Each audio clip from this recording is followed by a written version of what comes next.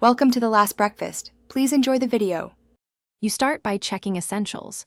Make sure your phone is unlocked and on the same Wi-Fi network as any cast devices so you see active options.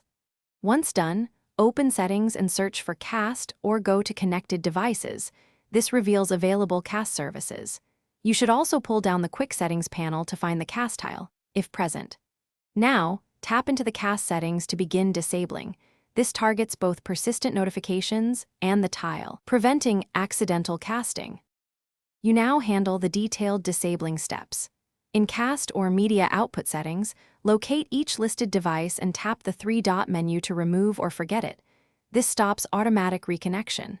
Make sure to toggle any Global Enable Wireless Display or CAST switches off. Some Android builds hide this under Developer Options. Next, inspect app permissions.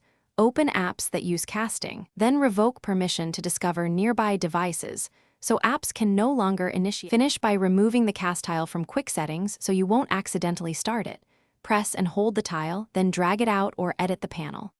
Once done, reboot your phone and, if needed, your router to clear cached device pairings. If casting still appears, reset network settings to remove saved devices. This often resolves ghost connections.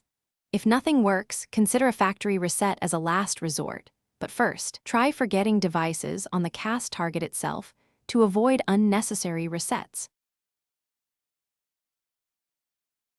Thanks for watching. If this was helpful, leave a like and consider subscribing. See you next time.